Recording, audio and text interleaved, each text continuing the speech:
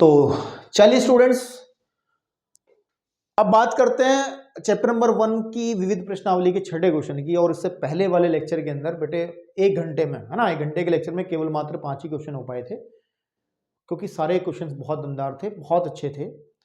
और आगे भी क्वेश्चंस में दमदार है, मैंने पहले भी कहा था इस एक्सरसाइज के अंदर मजेदार सवाल हैं सारे, तो हल्के सवाल नहीं है। और इस एक्सरसाइज को करने से आपका ये चैप्टर और बढ़िया हो जाएगा, स्ट्रॉन्ग हो जाएगा। जिन बच्चों को ये चैप्टर अच्छे से समझ में आया उनको बहुत मजा इस एक्सरसाइज को करने में आएगा। प्रॉपर नोट्स आप बनाएं, अच्छे से क्वेश्चंस को लिखें अपनी कॉपी के अंदर, क्योंकि नोट्स बनाने का सबसे बढ़िया फायदा तो ये होता है कि पेपर के समय अगर एक बार नज़र भी मार लेंगे ना अपने हाथ से बने हुए नोट्स का, तो याद आ जाती हैं चीज़ें कि हाँ यार अच्छा ये ऐसा था। तो इसलिए मैं कह रहा हूँ आप लोगों को कि अच्छे से नोट्स बनाते चलें, एक बार निकलते चलें सारे क्वेश्चंस के अंदर से, और मज़ा आएगा आपको फिर जब आप बोर्ड की नज़दीक पहुँचोगे और आपके हाथ में सब चीज़ें रहेंगी, तो आपको मज़ा आएगा बहुत पेपर देने में भी। तो चलिए क्वेश्चन नंबर 6 की बात करते हैं।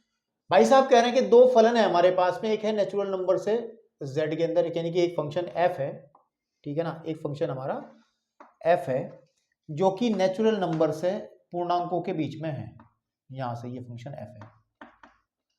और दूसरा फंक्शन g है जो z से z में है, यानी कि पूर्णांकों से पूर्णांकों में है। के लिए उदाहरण दीजिए कि इस प्रकार की गोफ जो है, यानी कि तीनों का समायोजन है, दोनों का समायोजन है। तो ये g यहां से यहां तक का बनेगा और ये कहां से z तक का है।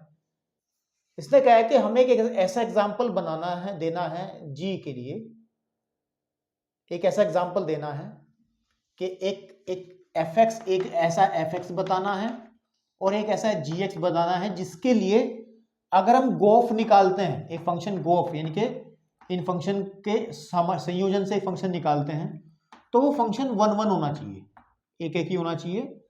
और शर्त ये कि g जो है आपके पास में एक एक ही नहीं होना चाहिए, ये 1 1 नहीं होना चाहिए, 1 1 नहीं होना चाहिए, नॉट 1 1, है ना, नॉट 1 1, ठीक है ना आपके पास। तो ऐसे एग्जांपल्स बहुत हो सकते हैं। और अगर आप सोचो कि हमारा f जो है कैसा लें, g कैसा लें, तो जरा एक काम कर लेते हैं, एक सिंपल सा एग्जांपल ले लेते हैं, ठीक है ना। और सिंपल सा एग्जांपल ले लेते हैं कि एक fx को तो मैं मान लेता हूं, सपोज कर लीजिए मैं इसको हल कर रहा हूं, fx को तो मैं मान लेता हूं x, ठीक है ना, एंड x मान लेते हैं। और मेरे भाई gx को क्या माने, gx, क्योंकि gx हमें ऐसा मानना है जो कि z से z के अंदर, z से, अगर ये z है और ये z है ना, z होगा जैसे कि -3 -2 -1 0 1 2 3, इस तरीके से फंक्शंस होंगे, मतलब इसके एलिमेंट्स होंगे। फिर यहाँ पर जैसे -3 ये भी z होगा, dot dot dot -2 -1 0 1 2 3 dot dot dot, इस तरीके से होंगे। इसमें हमें कैसा फंक्शन डिफाइन करना है जो कि 1 1 नहीं होगा, यानी कि 1 1 नहीं होगा, 1 1 नहीं होगा। ऐसा एग्जांपल हमने पहले भी देखा। हाँ, एक काम कर लो, देखो इसको एक्स स्क्वायर मान लो, आप क्या मान लो, एक्स स्क्वायर, क्योंकि एक्स स्क्वायर जब लोगे ना, देखो क्या होगा कि 3 का स्क्वायर करोगे तो कहना कि 9 नीचे मिलेगा, 9 कहीं ना कहीं मिलेगा, -3 का स्क्वायर करोगे तो 9 मिलेगा इस फंक्शन के हिसाब से, और 3 का स्क्वायर करोगे फिर से 9 मिलेगा, तो ये 1 1 नहीं रहेगा। से 2 जो है वो 4 मिलेगा, कहीं ना कहीं इसके लिए 4 मिलेगा, और -2 के लिए 4 मिलेगा, 1 के लिए 1 मिलेगा, -1 के लिए 1 मिलेगा, तो 1 1 रहेगा नहीं, फंक्शन रहेगा लेकिन 1 1 नहीं रहेगा, ठीक है ना। तो हाँ, ये ठीक एग्जांपल है। अगर ध्यान दें एनसीईआरटी में भी एक एग्जांपल इन्होंने संकेत दिया है कि gx को मोड ऑफ x ले लो, तो आप कहोगे सर फिर आपने सेम टू सेम उठा लिया, तो मैंने तो थोड़ा सोच करके लिखा है, ठीक है। तो अब हमें ये एग्जांपल है, इसको वेरीफाई करना। देखो इसको हम देखें, अगर हम देखें कि क्या ये 1 1 है, थोड़ा सा ध्यान से देखें, इसको फील करें, इसको थोड़ा सा फील कर लेते हैं ना।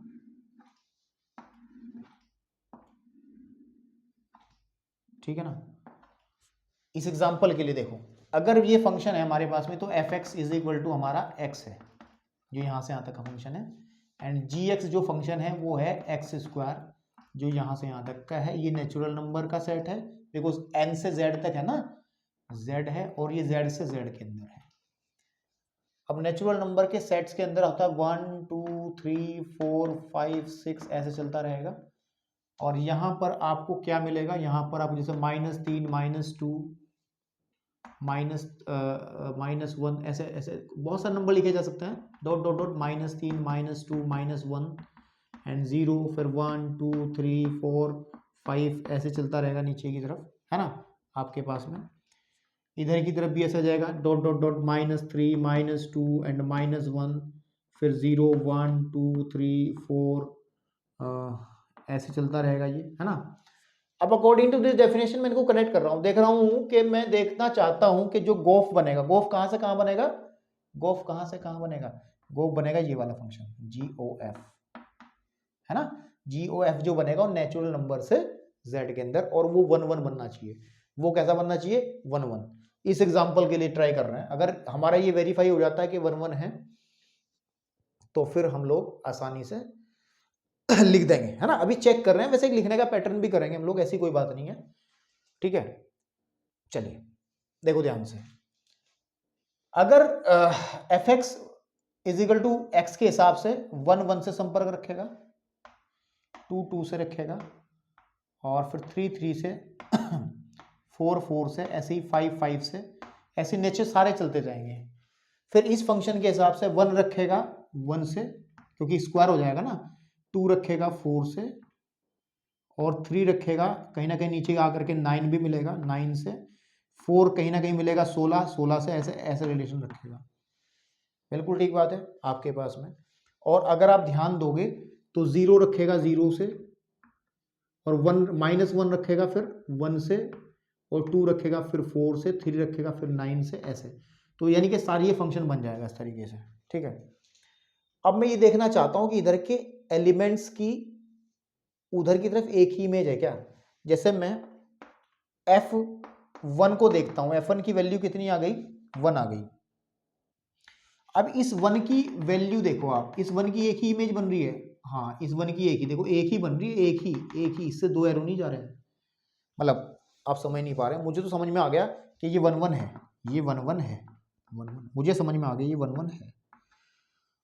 तो आपको कैसे बताऊं, आपको मैं सिद्ध कराता हूं, ठीक है ना। तो सबसे पहले हम क्या करते हैं, हम पहले गोफ निकाल लेते हैं, गोफ एक्स, गोफ निकाल लेते हैं। गोफ का मतलब होगा GOFX, है ना, GOFX। एंड FX को मैंने बेटे क्या माना, अभी देखो ध्यान से, FX को मैंने माना है x, और GX की वैल्यू मानी मैंने x², ठीक है ना, ये मान ली। अब अगर मुझे इसको 1 1 दिखाना है, यानी कि मेरा गोफ जो आ गया, गोफ जो आ गया वो x² आ गया, ठीक है। गोफ x जो है हमारे पास में, गोफ x ऐसे लिखेंगे, इज इक्वल टू x² आ गया। तो उसको 1 1 दिखाने के लिए मैं x1 एंड x2 दो एलिमेंट लेके चलता हूं z में से, फ्रॉम द z, इस वाले z में से, डोमेन में से, है ना, डोमेन में से। और डोमेन किसका है ये domain of G, domain of G, देखो डोमेन ऑफ G तो है ये, हाँ। इसके लिए क्या कहेंगे कि GOFX1 बराबर होना चाहिए GOFX2, ऐसे तो करते हैं, है ना। इसका मतलब है GOFX1 should be equal GOFX2, ठीक है। एंड यहां से अगर देखोगे आप, क्योंकि G तो 1 1 है आपके पास में, GOFX1 is equal to GOFX2।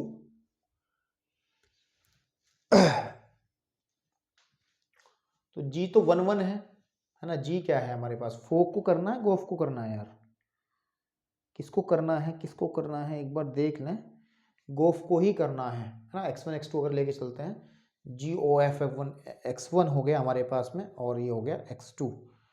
और इस केस में 1 1 है, परंतु G1 1 नहीं है, G1 1 नहीं है, G1 1 नहीं है। तो FX यहाँ पे तो हमारे पास में FX1 is not equals to FX2 आ जाएगा मेरे भाई। एक मिनट रुक जाओ जरा, मैं थोड़ा सा विचार कर लूँ, उसके बाद आपके सामने आता हूँ। ठीक जा रहे हैं हम लोग, कोई दिक्कत नहीं है, सिर्फ थोड़ा सा अपनी डेस्टिनेशन से ना आगे बढ़ गए, जो काम ऊपर कर चुके हैं वो नीचे भी करना शुरू कर दिया। नहीं नहीं नहीं नहीं नहीं, यहाँ देखो, अब गोफ की डेफिनेशन क्या है, यह आ जाएगा x1 का square is equal to x2 का स्क्वायर, ठीक है ना। अब सुनो मेरी बात, जो गोफ जो फंक्शन बन रहा है, गोफ जो फंक्शन बन रहा है वो कहां से कहां तक है, आप थोड़ा सा ध्यान दें, क्योंकि यहां से आपको x1 is equal to x2 लिखना है, x1 is equal to x2 लिखना है, ठीक है ना। अब ये x1 और x2 क्या होंगे, आपको ध्यान देना है। x1 x2 कहां से लेके चल रहे हैं हम लोग, x1 x2 लेके कहां से चल रहे हैं, x1 x2 कहां से लेके चल रहे हैं, this is wrong, this is absolutely wrong. x1 and x2 come from the natural numbers, यानी कि domain of n, domain of f। ये बात थोड़ी सी मैंने गलती लिखी थी, जिसकी वजह से मुझे आगे खामियाजा भुगतना पड़ा है, बिकॉज x1 x2 तो यहां से लेके चलेंगे ना मेरे भाई। तो g o f x1 is equal to g o f x2, इसकी डेफिनेशन क्या है, इसकी डेफिनेशन तो ये है x1 का square is equal to x2 का स्क्वायर। अब आपको पता दोनों नेचुरल नंबर्स हैं, अभी मैंने नोट लिखवाया था कि x1 की घात अगर सम संख्या हो जाए और x2 की घात भी सम संख्या हो जाए, ठीक है ना, सम संख्या हो जाए, तो x1 is equal to x2 होगा अगर x1 और x2 रियल नंबर, सॉरी, कोई प्राकृतिक संख्याएं हैं। अगर प्राकृतिक संख्या नहीं है, कोई और संख्याएं हैं, रियल हैं या फिर पूर्णांक हैं, तो बराबर नहीं होगा। तो ये x1 is equal to x2 हो गया। तो हम ये कह सकते हैं, ठीक है ना, हम ये कह सकते हैं अतः जो गोफ है वो 1 1 है। वो क्या है, 1 1, जो हमें प्रूव करना था 1 1 है। एक बात होगी, हमने डायरेक्ट गोफ कर दिया, लेकिन यहां पे हमें शायद f x is equal to जो एक्स है, ठीक है ना, इसके बारे में तो कुछ बात नहीं करनी है हमें, ये तो हमने जैसा भी लेना ले लिया हमने। लेकिन जी एक्स इज इक्वल टू जो एक्स स्क्वायर है को आप दिखाएंगे, आप अगर आप लेके चलेंगे x1 एंड x2, आप यहां से मेरे हिसाब से y लेके चलना चाहिए था, है ना, आपके पास में, कि मान के चलो कि हमने y1 एंड y2 दो एलिमेंट्स लेके चले, z, यानी कि z is what, domain, domain किसका, डोमेन किसका, डोमेन ऑफ g, यहां से लेके, क्योंकि हमें क्या करना पड़ेगा, हमने ये चीज तो दिखा दी है ना, गोफ 1 1 तो हमने दिखा दिया है ना, ये दिखा दिया मैंने गोफ 1 1, लेकिन जी एक एक नहीं है, इसको भी दिखाना पड़ेगा ना। तो जी एक एक नहीं है तो हमें इसको दिखाना पड़ेगा, तो उसका मतलब g of y1 is equal to g of y2। अब सुनो, जी की डेफिनेशन क्या है, y1 का square is equal to y2 का स्क्वायर। अब मेरी बात सुनो, अब मेरी बात सुनो, ये y1 y2 कहां से आ रहे हैं, z में से आ रहे हैं। और आपको पता पूर्णांकों में तो अगर 2 का स्क्वायर करोगे और -2 का स्क्वायर करोगे, 2 का, ये दोनों बराबर हो जाएंगे, मतलब ये भी 4 ये भी 4, इनके वर्ग बराबर हैं लेकिन संख्याएं बराबर नहीं है आपस में, ठीक है ना।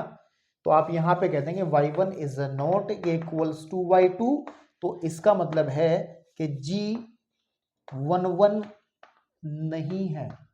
तो आपको कैसे नोट करना है, फर्स्ट पार्ट ये नोट करना है, देन उसके बाद फिर ये डायग्राम आप बनाना चाहो बना लो, ठीक है ना, नहीं तो कोई जरूरत नहीं है, और फिर ये वाला पोर्शन नोट करना है। चलिए फटाफट अब बढ़ते हैं क्वेश्चन नंबर 7 की तरफ, और उसके अंदर भी हमें सेम सेम सेम सेम सा ही काम करना है, ठीक है ना, सेम सा ही काम करना है। तो बहुत अच्छे से समझ के करना है मेरे भाई, ठीक है, ओके। देखो उसने कहा एक फंक्शन है f जो नेचुरल नंबर से नेचुरल नंबर के अंदर है, मैं इसको यही करेक्शन कर देता हूं, एंड एक g फंक्शन है जो नेचुरल नंबर से नेचुरल, ये भी नेचुरल से नेचुरल में ही आ रहे वो। तो उदाहरण दीजिए कि जो इस प्रकार है कि जो गोफ है आच्छादक हो, इस बार यहाँ पे क्या कर दिया इसने, आच्छादक कह दिया, गोफ को क्या कह दिया, आच्छादक हो, आच्छादक, ठीक है जी, ओके, आच्छादक यानी कि ऑन टू हो, है ना, ऑन टू, गोफ ऑन टू हो, और परंतु जी एफ आच्छादक ना हो, इस बार क्या कहा, एफ आच्छादक ना हो, आच्छादक न हो, ठीक है। तो एक एग्जाम्पल लेना है मेरे को, एक एग्जाम्पल हमें लेना है, ठीक है, एक एग्जाम्पल लेना पड़ेगा। तो वैसे आपके एनसीईआरटी बुक में भी दे रखा है एग्जाम्पल, और तो वही ले लो। देखो सुनो, जो फंक्शन है हमारा f बेसिकली वो कहां से कहां तक है, थोड़ा फील करो उसको,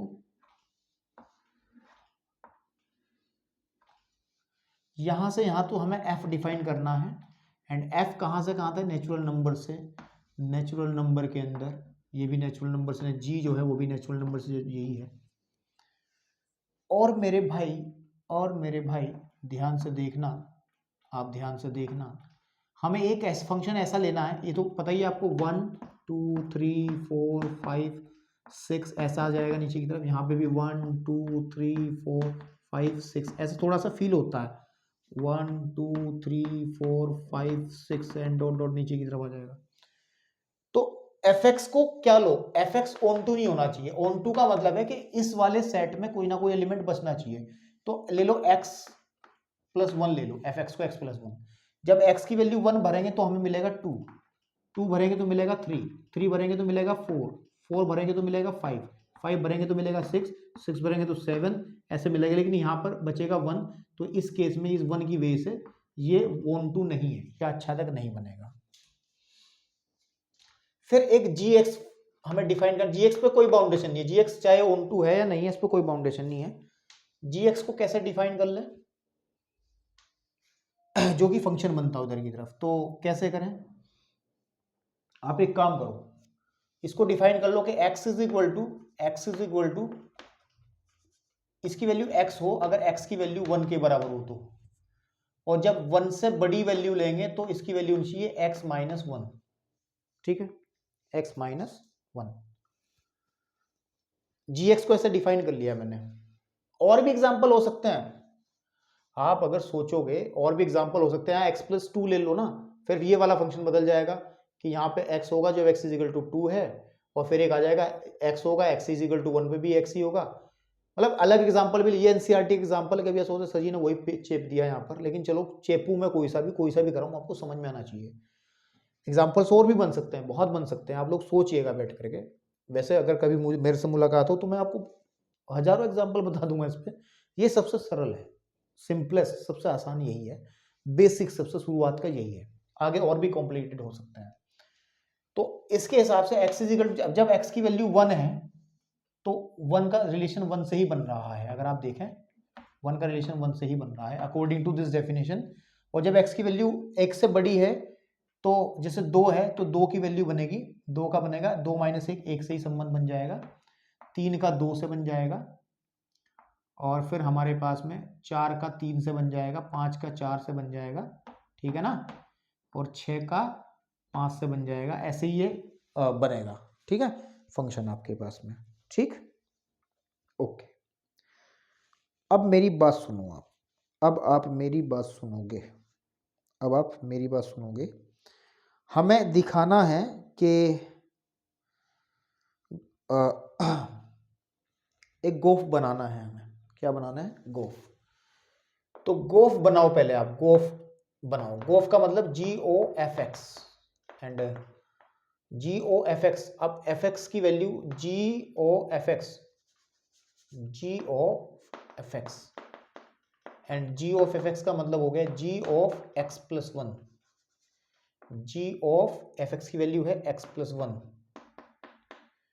एंड यहां पर दो केस हैं, यहां पे दो केस हैं कि अगर ये वैल्यू 1 के बराबर आती है, ठीक है ना, अगर ये वैल्यू 1 के बराबर आती है,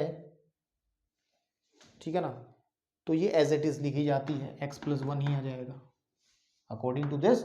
अगर ये वैल्यू 1 के बराबर आती है अंदर वाली, तो x का x ही आ जाएगा। मैं कुछ गलत लिख रहा हूं क्या, ठीक है ना, ठीक है, आपके पास में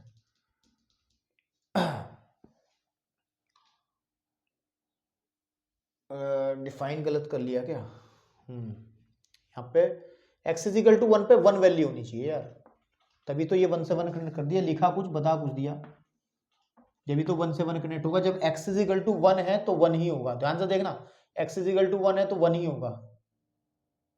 मतलब मैं पहले गलत यहाँ पे x लिखा था ना मैंने, ये x नहीं लिखना यहाँ पे, क्योंकि हमें तो क्या करना है, 1 का कनेक्शन 1 से जोड़ना है। तो जब x की वैल्यू 1 होगी तो वैल्यू भी फंक्शन की कितनी आनी चाहिए, 1 आनी चाहिए, g1 भी 1 ही आना चाहिए, ठीक है ना, आपके पास में। तो यहाँ ध्यान रखना ये 1 है, तो जब आप x इज इक्वल टू 1, ये वाली फंक्शन, ये वाली जो वैल्यू है, ये वाली जो थोड़ी सी मिस्टेक हो गई बेटे मेरे से, थोड़ा समझे मेरी फीलिंग्स को भी। तो जब इसकी वैल्यू 1 के बराबर होगी तो वैल्यू 1 ही आएगी, वैल्यू 1 ही आएगी। और जब इसकी वैल्यू 1 से बड़ी होगी तो फंक्शन की वैल्यू आ जाएगी x + 1 - 1, ठीक है ना।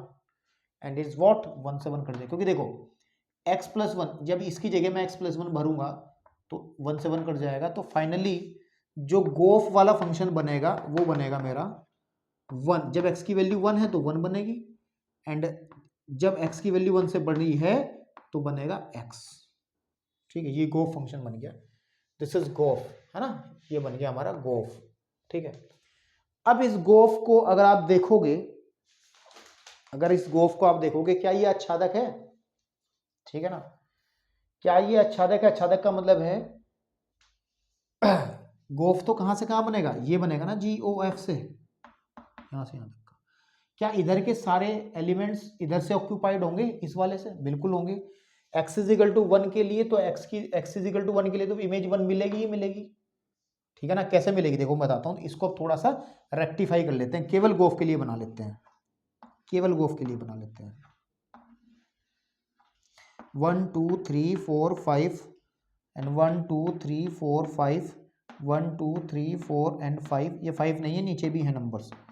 मैं सिर्फ मैं ये बीच में कनेक्शन मैं सीधा जोड़ूंगा। देखो 1 का रिलेशन जब f के अंडर में हम देखते हैं, ठीक है ना, तो वो 2 से जुड़ रहा है, देख लो ना इसके हिसाब से, और 2 का रिलेशन जुड़ रहा है 1 से अकॉर्डिंग टू दिस। फिर 2 का रिलेशन 3 से जुड़ रहा है, और 3 का रिलेशन x - 1 की डेफिनेशन लगाइए आप, क्योंकि x की वैल्यू अगर 1 से बड़ी हो g तो ये 2 से जुड़ जाएगा, ऐसा है। 3 4 से जुड़ेगा, 4 फिर से 3 से जुड़ेगा, 4 5 से जुड़ेगा, और 5 4 से जुड़ेगा, ऐसे ये गोफ बनेगा आपका। और आप क्लियरली देख पा रहे हैं कि ये फंक्शन ऑन टू होगा, है ना, ठीक है ना आपके पास में। तो या फिर आप यहां लिख सकते हैं, ये एरो डायग्राम बना करके, दोनों बना करके आप लिख सकते हैं, तीर आरेख से यह स्पष्ट है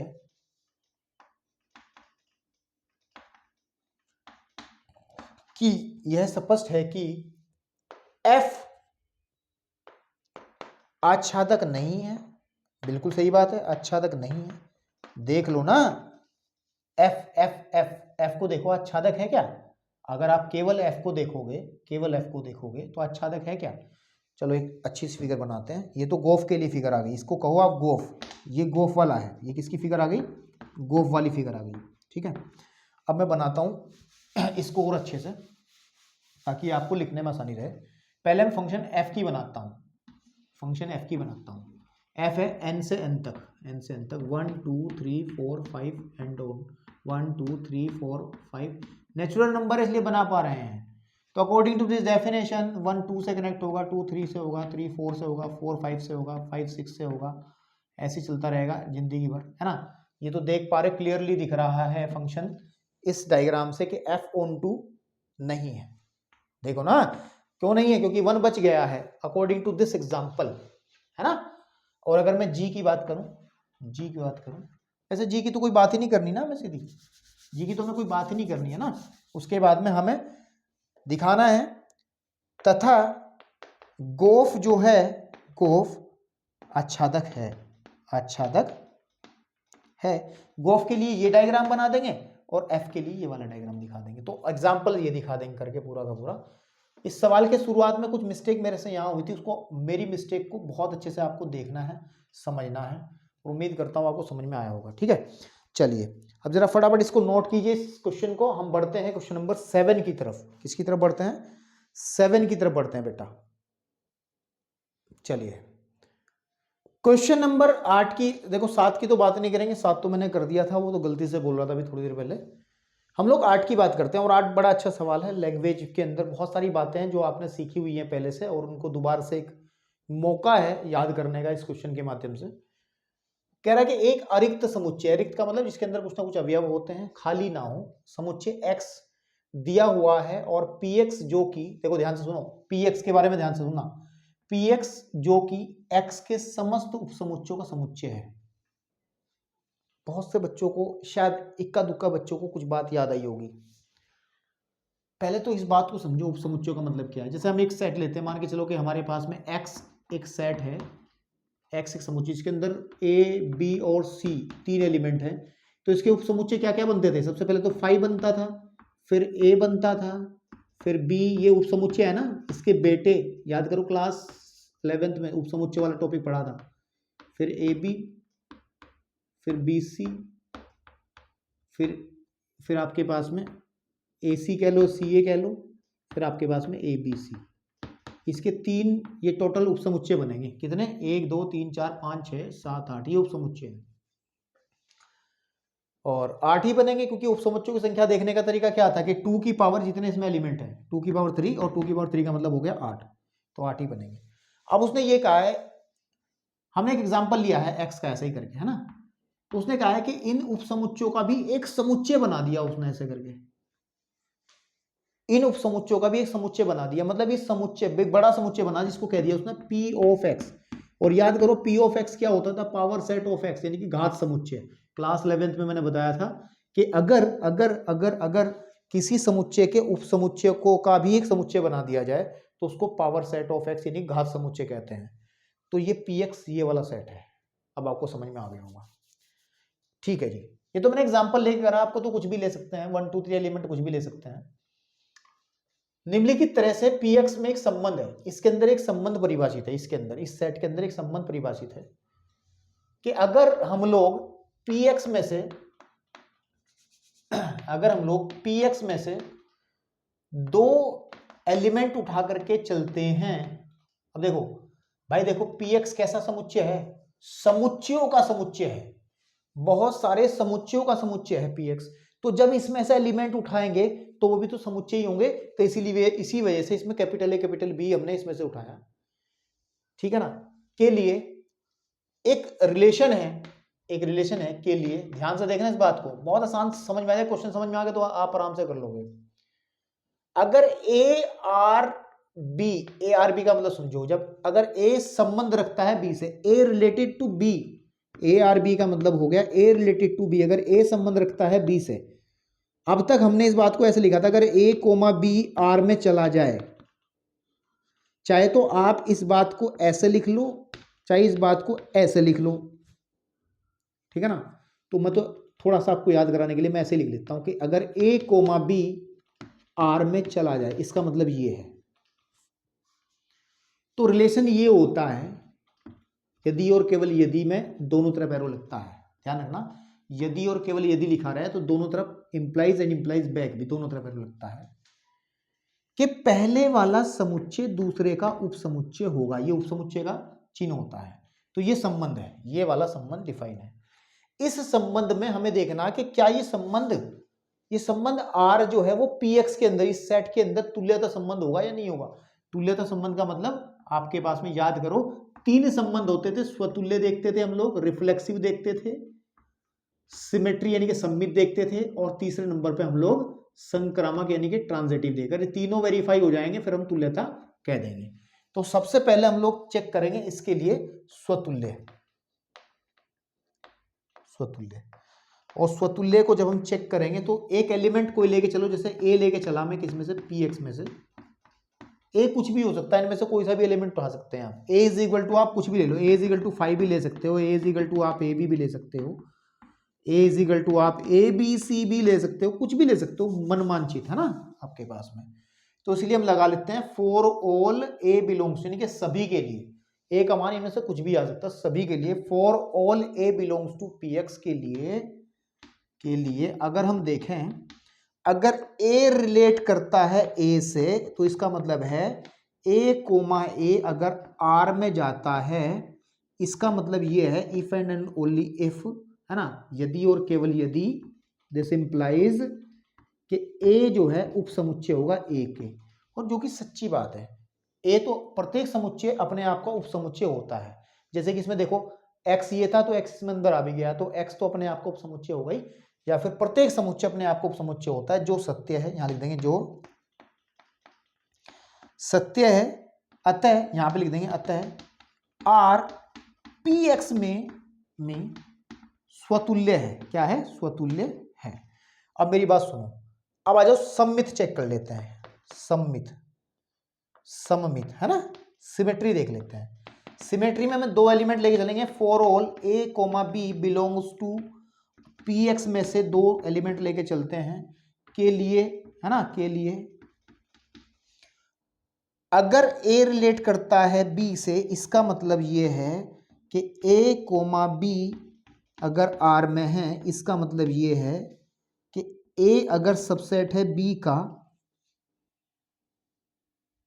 ठीक है ना, हमें दिखाना है कि b भी सबसेट होगा a का। जरूरी नहीं है, ये जरूरी नहीं है। ये तभी हो सकता है अगर दोनों सेट बराबर हो तो, यानी कि फर्स्ट वाले केस में ही। दिस इंप्लाइज, यहां लिख देंगे a सबसेट b, नहीं b subset a, b subset a नहीं हो सकता। दो अलग अलग सब, ये दो, क्योंकि दो अलग अलग लेके चले ना हम, तो भाई आप कहो कि a जो है वो उप समुच्चय है ए बी का। बात सही है। क्या ए बी भी उप समुच्चय होगा ए का? नहीं होगा, है ना।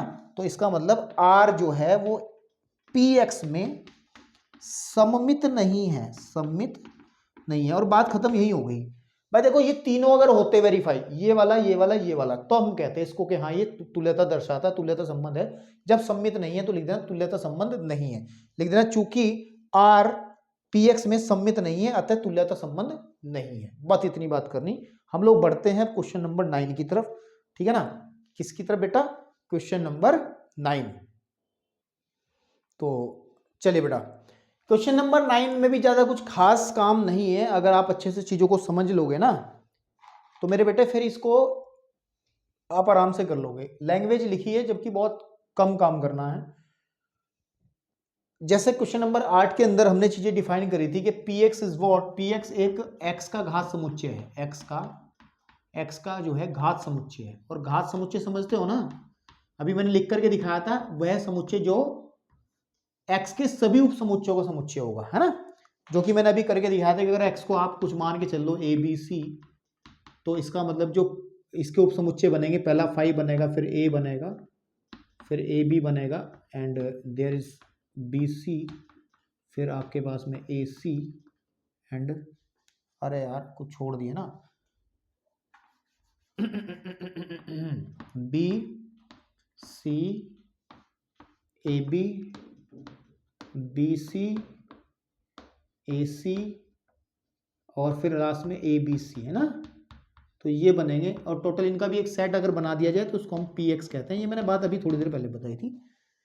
तो इसके अंदर पहले संबंध की बात करी है उसने, इस बार बाइनरी ऑपरेशन की बात कर ली। किसकी बात कर ली? बाइनरी द्विआधारी संक्रिया के बारे में। तो भाई साहब ने कहा है, ध्यान से अगर पढ़ा जाए, स्टार एक द्विआधारी संक्रिया इस तरीके से परिभाषित है, ठीक है ना, इस तरीके से परिभाषित है कि एक द्विआधारी संख्या स्टार ऐसे परिभाषित है जो P x cross P x, ऐसे तो डिफाइन करते थे, पी एक्स में ही है। आप याद करो बाइनरी ऑपरेशन की डेफिनेशन, ए क्रॉस ए से, ए क्रॉस ए से, ए के अंदर ही एक फंक्शन हमने कहा था होता है, हमने बाइनरी पढ़ाया था आपको, है ना। तो यहाँ पर पावर सेट है हमारे पास में, तो power set of x and power set of x and this, इस तरीके से है। और इसमें किस तरीके से है कि अगर हम a, b दो एलिमेंट लेकर के चलते हैं फ्रॉम पी एक्स, ठीक है ना, तो a स्टार b का मतलब क्या है? a स्टार b का मतलब क्या है? इनके बीच में ऑपरेशन कैसा है कि इनकी इंटरसेक्शन हमें करनी है, ये है, ये ऑपरेशन है। For all a b belongs to this के लिए, है ना, ये आपका वो ऑपरेशन है। तो हमें दिखाना कि पी एक्स समुच्चय x का घात समुच्चय हो, तो बताई दी हमने बात है। तो सिद्ध करो कि संक्रिया का तस्मक अवयव x होगा। तस्मक अवयव की खास बात क्या थी कि अगर हमारे पास में a स्टार e, है ना, इज इक्वल टू a और e स्टार a, है ना, आपके पास में ये तो तस्मक अवयव की बात थी कि एक ऐसा अवयव जो इफेक्टलेस हो, जो प्रभावहीन हो। a के साथ अगर मैं इसकी संक्रिया कराता हूं तो कोई फर्क ना पड़े, a मिल जाए, और अगर मैं e को a के साथ ऑपरेट तब भी यही मिल जाए। तो ये बात थी। तो हमें इस क्वेश्चन के अंदर दिखाना है कि ये जो e है ये शुड भी x होना चाहिए आपका। ये कितना होना चाहिए? x। तो यहाँ पर a हम अवयव तो ले नहीं रहे, तो कैपिटल A लेके चलेंगे, है ना, और e, ठीक है ना। तो आप एक काम करें, यहाँ से लिखना शुरू करें कि माना ई, एक तो लेके चल रहा हूं मैं ए एंड ई हमारे पास में बिलोंग्स टू पी एक्स लेके चल रहे हैं। ऐसा है कि वाली कंडीशन लगाओ कि ए स्टार ई भी आपका ए ही आए और ई स्टार ए भी आपका यही आए। तो यहां से देखो इसका मतलब क्या है, डेफिनेशन इजी, ये वाली डेफिनेशन अप्लाई करो कि ए इंटरसेक्शन ई भी ए ही आए और ई इंटरसेक्शन ए भी ए ही आए। अब आप इस चीज को फील करो, इस चीज में आप अगर महसूस कर पा रहे हो, इंटरसेक्शन का मतलब क्या है कि दो सेट की इंटरसेक्शन का मतलब क्या है, इंटरसेक्शन का मतलब जो कॉमन होगा। मान के चलो आपके पास में a इज इक्वल टू हमने कह लिया ए बी सी है एंड b हमने कह दिया आपके पास में बी सी है।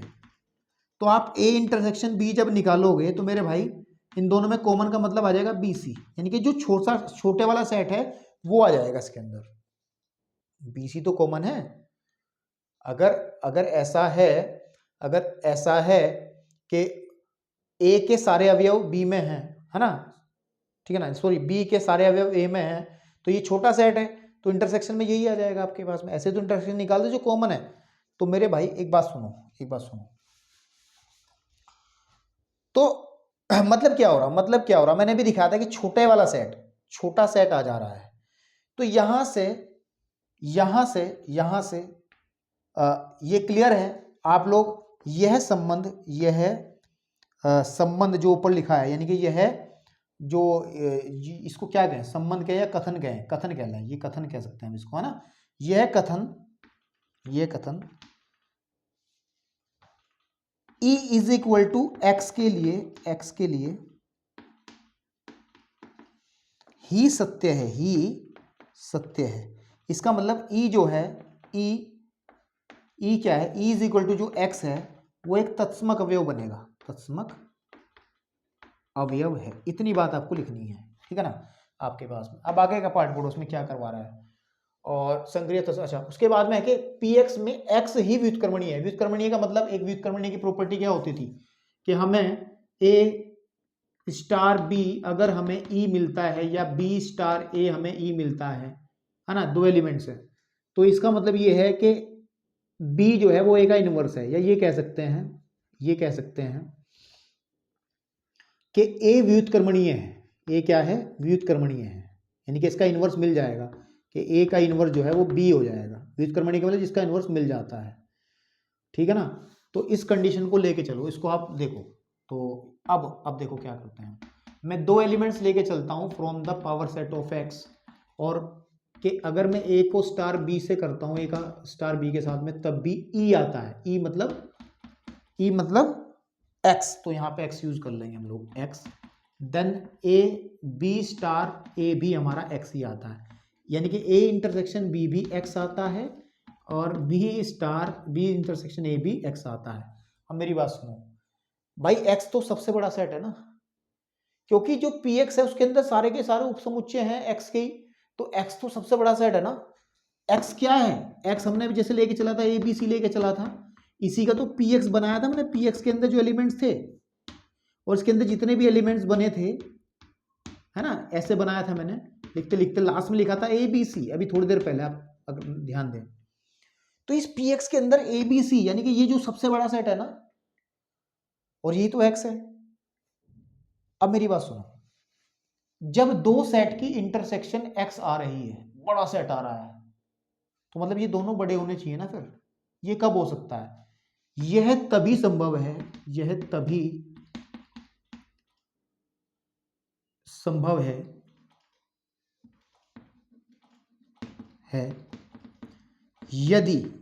यदि a is equal to b x हो और b is equal to b x हो, यानी कि मतलब, अतः आप देखो ध्यान से, x इंटरसेक्शन x हमेशा x होगा, this is equal to x intersection x is equal to x होगा। यही कंडीशन आपको बन सकती है इस वाली कंडीशन के हिसाब से।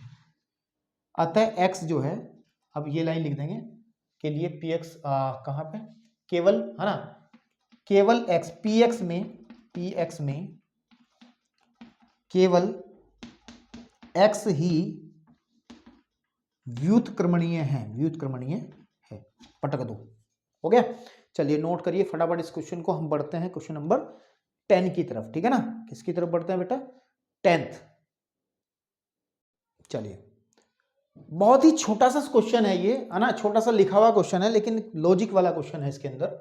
अच्छी बात है। और मैं आपको बता दूं कॉम्पिटिटिव एग्जाम के अंदर ये क्वेश्चन, इस तरीके का सवाल बेटे बहुत आता है। और मैं खुद बता दूं, जब मैंने सरकारी नौकरी में आने से पहले पेपर्स दिए हैं तो उनमें इस तरीके के सवाल मैंने बहुत देखे हैं, ठीक है ना। बाद में नौकरी में आ गए भाई, उसके बाद पेपर ही नहीं दिए फिर।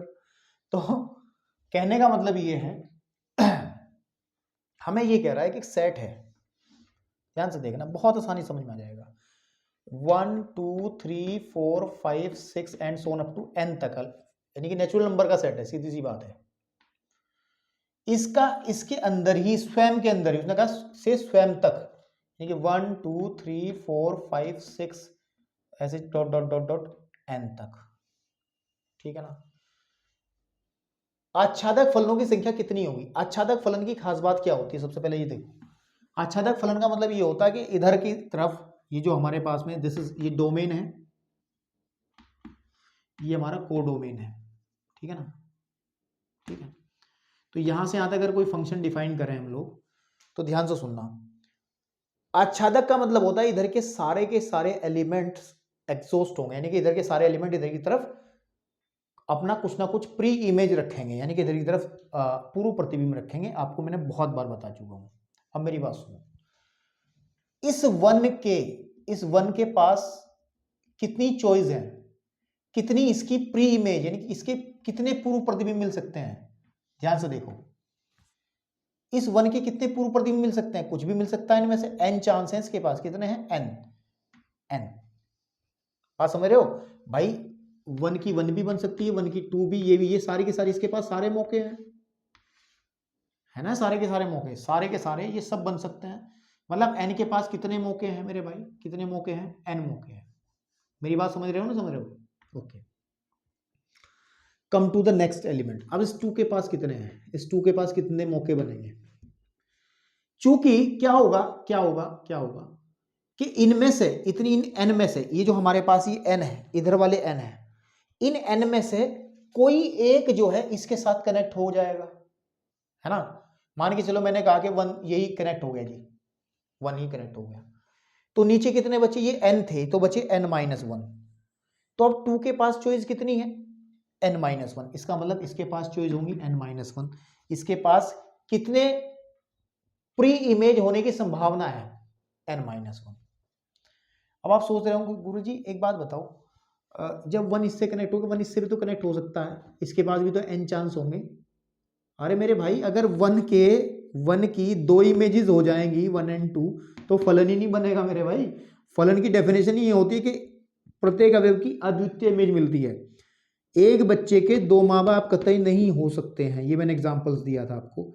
तो नहीं, जो एक बार अगर कनेक्ट हो गया, जो 1 के साथ में बन गया, कनेक्शन हो गया, 1 की जो पूर्व प्रतिबिंब बन गया, तो वो किसी और का नहीं बनेगा इधर।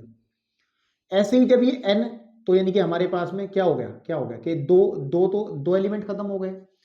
फिर इसके पास कितनी चॉइस है? n-2 चॉइस होंगी, ऐसे ही इसे n-3 चॉइस होंगी, ऐसे चलते चलते 3 2 लास्ट वाले के पास में केवल 1 चॉइस बचेगी, है ना आपके पास में। तो क्रमचय संचय में हम लोगों को पता था ना, प्रिंसिपल ऑफ क्या था वो यार, गणना का मूल सिद्धांत है ना, प्रिंसिपल ऑफ काउंटिंग, है ना। तो गणना का मूल सिद्धांत क्या था? किसी भी काम को करने के तरीके, अगर हमारे पास में m और n है, कोई 2 काम है, एक को तो हम m तरीकों से करें, दूसरों को n को करें, इनको दोनों को एक साथ करें, तो m क्रॉस n, तो गुणा करके, है ना। तो आप बस सिर्फ इतना लिखेंगे, आच्छादक फलनों की संख्या, आच्छादक फलनों की संख्या, फलनों की संख्या कैसे लिखेंगे मेरे भाई? देखो, पहले की चांस n है, फिर n-1 है, n-2 है, n-3 है, ऐसे चलते चलते लास्ट में 2 3.1। अब इसको पहचानो क्या, ये तो फैक्टोरियल n है ना। बस अब कुछ नहीं कहना चाहता मैं आपको, जरा फटाफट इसको नोट कर लो, फटाफट नोट कर लो। ये आपको समझाने के लिए सब चीजें, ठीक है ना, ध्यान रखना। आपके पास में ये सब समझाने के लिए, आप लोग याद रखने के लिए अपनी कॉपी में बना सकते हैं अच्छे से। और लेकिन ये क्वेश्चन अगर आया तो बहुविकल्पीय में या एक नंबर में आएगा, तो आपको फैक्टोरियल का ध्यान रखना है, ठीक है ना। बहुत बार ये कॉम्पिटिटिव एग्जाम्स के अंदर भी आता है क्वेश्चन। तो चलिए, अब अगर हम लोग देखें क्वेश्चन नंबर 11 में, ठीक है ना, आप अपने आप कर सकते हो क्वेश्चन नंबर 11। चलो मैं कराता हूँ यार, जब मैं कर ही रहा हूँ आज तो मुझे बस मैंने बैठ गया, मैं करके निपटाऊंगा इस एक्सरसाइज को। चलिए, तो ये जो क्वेश्चन है, हाँ ठीक आ रही है लेक्चर। तो ये जो क्वेश्चन है हमारे पास में बेसिकली उसने कहा कि एक सेट है ए और एक टी है, तो एस से टी में कुछ फंक्शन उसने बताए हैं, है ना, और इन फंक्शन के लिए हमें एफ इनवर्स ज्ञात करना है। तो सबसे पहले देख लो 2 मिनट में, एफ इनवर्स तो तभी ज्ञात होगा अगर फंक्शन 1 1 ऑन 2 रहेगा। तो जैसे कि हमारे पास में फंक्शन है ये ए, ये एस से टी में है, तो ए बी सी या 1 2 एंड 3 है ना। तो अगर हम देखें से A3, ए की 3 इमेज है और बी की 2 है, ठीक है, और सी की 1 है, ओके। तो ये तो आपके पास सीधी बात है 1 1 ऑन 2 है, 1 1 ऑन 2 है, और उसका जो एफ इनवर्स निकलेगा, अगर 1 ऑन 2 है तो एफ इनवर्स निकल जाएगा इसका उल्टा, जिससे 1 का क्या आ जाएगा, 1 का आ जाएगा सी, 2 का बी, ठीक है ना, एंड उसके बाद में 3 का सी, ये एफ इनवर्स आ गया इसका। बिल्कुल ठीक बात है, बस इसका रिवर्स ही करना है बस उठा करके। इसमें देखो एस एंड ये हो गया हमारा टी, तो 1 2 एंड 3, नहीं sorry a b and c, this is 1 2 and 3। तो ए का तो 2 है, बी का 1 है, एंड बी सी का भी 1 है, सी का भी 1 है। तो भैया ये 1 1 ऑन 2 तो नहीं है ना, 1 1 ऑन 2, 1 1 ऑन 2 नहीं है, अतः एफ इनवर्स का अस्तित्व नहीं है, मिलेगा ही नहीं, अस्तित्व है ना, नहीं है, ठीक है ना आपके पास। उठाओ, चलिए बढ़ते हैं क्वेश्चन नंबर 12 की तरफ, ठीक है। किसकी तरफ बेटा, क्वेश्चन नंबर 12। चलिए बेटा, अब क्वेश्चन नंबर 12 के अंदर काम कठिन नहीं है, ठीक है, बस काम 3-4 काम है, 3-4 क्या लगभग मेरे हिसाब से 5 काम है ना। तो क्या कहा है उसने, देखो मैं आपको समझाता हूं क्वेश्चन के बारे में, फिर आगे बढ़ते हैं। कह रहा है कि a star B, A minus B है, मतलब ये एक बाइनरी ऑपरेशन है, ए स्टार बी, जो कि हमने बहुत बार पढ़ा पिछली एक्सरसाइज में 1.4 में। और ए ओ, ये बीच में ओ लिखा है, इस बार देखो स्टार भी एक बाइनरी ऑपरेशन है और ओ भी एक बाइनरी ऑपरेशन है, ये भी एक बाइनरी ऑपरेशन है, द्विआधारी संक्रिया है। और ये कह रहा है कि ए बी वास्तविक संख्याएं हैं, है ना, से परिबद्ध द्विआधारी संक्रिया है। और ये तो आपको पता है द्विआधारी संक्रिया लिखने का तरीका होता है कि जो स्टार है द्विआधारी संख्या वो आर क्रॉस आर से आर के अंदर है, ओ जो है वो भी आर क्रॉस आर से आर के अंदर ही है। पर विचार कीजिए, सिद्ध कीजिए कि स्टार कर्मिनी में है, नंबर 1 काम, दिस इज द काम नंबर 1, एक काम, परंतु सैचरीय नहीं है, दूसरा काम। ओ सैचरीय है, तीसरा काम, कर्मिनी में नहीं है, चौथा काम। और पुनः सिद्ध कीजिए, ये वाला जो क्वेश्चन प्रूव करवा रहा है मेरे से, ये है 5वां काम। तो कोई बात नहीं, एक एक को उठा लेंगे और करते हैं। सबसे पहले उठाते हैं फर्स्ट वाले को, हल करते हैं। और स्टार पहले क्रम विनिमय के लिए देख लें, क्रम विनिमय के लिए तो क्रम विनिमय के लिए क्या, पहले हम एक काम कर लेते हैं, स्टार के लिए बात करते हैं, जो द्विआधारी संक्रिया स्टार आर क्रॉस आर है ना, से आर के लिए बात करते हैं, के लिए हम लोग बात करते हैं। और उसमें सबसे पहले हम बात करेंगे क्रम विनिमय, देखेंगे क्रम विनिमय यानी कि कॉम्यूटेटिव, है ना। कॉम्यूटेटिव देखने के लिए हम लोग क्या करते थे कि 2 एलिमेंट्स लेकर के चलते थे फ्रॉम द सेट में से, जिस सेट में से ये है, और ये देखेंगे कि क्या a star b is equal to b star a है, ए है, ये देखना पड़ेगा। तो for all a b belongs to R के लिए हमें ये देखना पड़ेगा। तो चलिए देखते हैं, ए स्टार बी का मतलब कितना है, mod of a minus b. अच्छा मेरी बात सुनो ध्यान से, इसको मैं mod of b minus a भी तो ले सकता हूँ, कोई मना कर देगा क्या। ए माइनस बी का मोड तो वही होता है जो बी माइनस ए का मोड होता है, किसी भी 2 नंबर्स को ले लो, 3 माइनस 4 का मोड वही होगा जो 4 माइनस 3 का मोड होगा, इसकी वैल्यू 1 होगी, इसकी वैल्यू 1 होगी, चेक कर लो। तो यानी कि ए स्टार बी जो है वो आ जाएगा बी स्टार ए के बराबर, है ना। तो मतलब लिख देंगे स्टार, जो स्टार है आर में क्रम विनिमय है, क्रम विनिमय है। अब हम इसको दूसरा काम सहचर्य चेक करते हैं। सहचर्य के लिए हम लोग ए कोमा बी कोमा सी लेके चलते हैं आर में से 4 रोल, और ये प्रूव करना रहेगा कि a star b star c, नहीं यार, a star b star c is equal to a star b star c. और मैंने कहा था उसके लिए सहचर्य के लिए पहले 2 को ग्रुप बना लो, बाद के 2 को, तो ये साइड इसके इक्वल दिखानी है।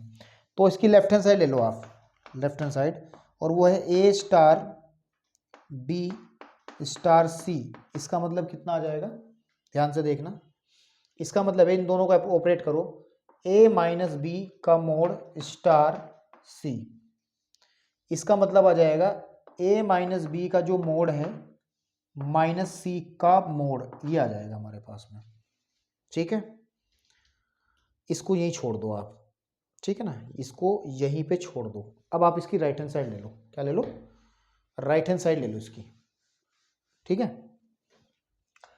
तो राइट हैंड साइड के अंदर हम लोग जब बात करेंगे राइट हैंड साइड में, तो वो है हमारा ए स्टार बी स्टार सी, तो इसका मतलब हो जाएगा a star B minus C, star का मतलब तो बी माइनस सी हो जाएगा, इसका मतलब हो जाएगा a minus modulus of b minus C.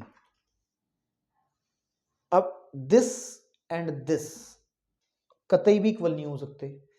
Feel करने के लिए आप एबीसी कुछ लेके चल लो, एबीसी अगर मैं सपोज कर लो ए की वैल्यू 2 ले लूँ, बी की वैल्यू मैं 3 ले लूँ, सी की वैल्यू 4 ले लूँ, तो अगर मैं इसको कैलकुलेट करूँ, देखो ध्यान से, 2 माइनस 3 -1 का मोड और -4, तो आ जाएगा आपके पास में 1 -4 -3 आ जाएगा इसका वैल्यू, देख लो चाहे। अगर मैं ये वैल्यूज लेके काउंट करता हूँ, इसमें देखो, इसमें आ जाएगा 2 -3 -4, है ना आपके पास में।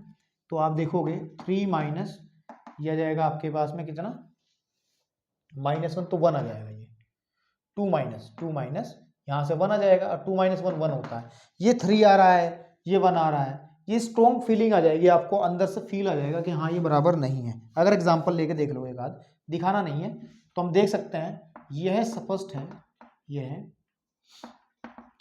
स्पष्ट है कि left hand side is not equals to right hand side, है ना। अतः लिख देंगे, अतः स्टार आर में साहचर्य नहीं है, साहचर्य नहीं है। ओके मेरे भाई, एसोसिएटिव नहीं है। तो हमने 2 काम कर दिए हैं, अब हम चलते हैं तीसरे काम की तरफ। तो तीसरा काम मेरा क्या है, तीसरा क्या काम है, हम लोग अब वो जो हमारी क्रिया है आर क्रॉस आर से आर के लिए बात करेंगे, के लिए, और उसमें सबसे पहले हम लोग क्रम विनिमय देखेंगे, क्रम विनिमय, है ना। क्रम विनिमय देखने के लिए हम क्या करेंगे कि a comma b for all, a comma b लेके चलेंगे आर में से, और a star b is equal to के लिए, है ना, यहाँ लिखेंगे के लिए, मतलब क्या है, क्या डेफिनेशन है कि ए ओ बी, स्टार नहीं है सॉरी, ओ है, ए ओ बी का मतलब है कि पहला नंबर आ जाएगा सिर्फ। अगर मैं बी ओ ए निकालूं तो वो बी आ जाएगा। अब a is not equals to b हो गया, इसका मतलब a o b is not equals to b o ए।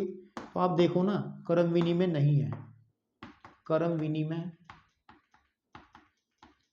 नहीं है ना, यानी कि ये वाला चौथा काम हो गया। साहचर्य देखो आप, क्या देखो, साहचर्य यानी कि a comma B comma C लेके चलेंगे आर में से फॉर ऑल, है ना, के लिए, कि हमें दिखाना पड़ेगा। अब यहां से चलो ए स्टार बी स्टार सी, नहीं, ये वाला ब्रैकेट है ना, बराबर दिखाना पड़ेगा ए स्टार बी स्टार सी, ये वाला ब्रैकेट, ठीक है। अब पहले इसकी लेफ्ट हैंड साइड ले लो, left hand side is equal to आ जाएगा ए स्टार, थोड़ा ही है ऑपरेशन, तो ऑपरेशन तो ओ है ना, ऑपरेशन तो ओ है ना, संक्रिया ओ से डिफाइन है। तो a o b o c is equal to, a o b का मतलब आ जाएगा ए ओ सी। इसका मतलब क्या है, इसका मतलब ए जो पहला नंबर है वो ये तो कहता है कि जो पहला नंबर है वही आ जाता है, ठीक है। इसमें पहला नंबर तो यानी कि ये आ जाएगा ए। और राइट हैंड साइड देखो आप, राइट हैंड साइड आ जाएगी आपके पास में a o b o c is equal to आ जाएगा ए ओ, इसका पहला नंबर बी और इसका पहला नंबर क्या आ जाएगा ए, ठीक है ना। तो left hand side is equal to क्या आ गई, राइट हैंड साइड आ गई, देख लो क्लियरली। तो इसका मतलब क्या है कि स्टार जो है वो साचर्य है, तीसरा काम हो गया, साचर्य है, ठीक है जी। एक चीज और बची है, नीचे वाला पोर्शन करते हैं, जरा फटाफट इसको नोट करो तब मैं आगे बढ़ता हूं, ठीक है ना। आपके पास में नीचे वाला पोर्शन है हमारे पास में कि ठीक है कि a star b o c is equal to दिखाना है a star b o a star c, है ना। तो लेफ्ट हैंड साइड ले लो, पहले लेफ्ट हैंड साइड ले लो, ए स्टार बी ओ सी, इसका मतलब कितना हो जाएगा ए, बी ओ सी का मतलब हो जाएगा स्टार बी, और पहला मेंबर जो आता है वही आ जाएगा, और स्टार की डेफिनेशन लगाएंगे तो ए माइनस बी। अब आप राइट हैंड साइड ले लो उसकी, राइट हैंड साइड है a star b o a star सी, इसका मतलब है कि ए माइनस बी का मोड, इसमें हमने स्टार लगा लिया, ऑपरेशन ए माइनस सी का मोड। अब इसमें ओ ऑपरेट क्या करता है कि जो पहला नंबर होता है वही आ जाता है, तो पहला कौन सा है, mod of a minus b, बिल्कुल सही बात है। तो आप देख पा रहे हैं left hand side is equal to right hand side, और यही कहा है। आगे भी उसने कुछ बात कही है, ध्यान दो, उसने कहा है कि अगर ऐसा सिद्ध हो जाता है तो यदि ऐसा है तो हम कहते हैं कि संक्रिया स्टार ओ पर वितरित होती है। देखो स्टार जो संक्रिया थी वो ओ पर वितरित हो रही है, कैसे, ए का बी के साथ, फिर बीच में ओ, है ना, और फिर ए स्टार सी के साथ। मतलब जैसे हम लोग करते थे कि ए गुणा ए प्लस बी आ जाए कभी, तो गुणा का प्लस पर वितरण होता है ना, कि ए गुणा ए, सॉरी यहाँ बी सी लिख लो, बी और सी, ए गुणा बी प्लस ए गुणा सी, तो बात वही हो रही ना। तो ये वितरण है, डिस्ट्रीब्यूशन है, तो हम इसको क्या कहते हैं, उन्होंने बात बताई, इसको बात समझ लेना। तो भाई इसको लिख लो आप, ठीक है। बाकी अब 13 से स्टार्ट बचती हैं, हम लोग 13 से 19 तक जाएंगे, और लेंथ ज़्यादा हो गई है लेक्चर की, तो हम अब नेक्स्ट लेक्चर में इन क्वेश्चंस को करेंगे। धन्यवाद।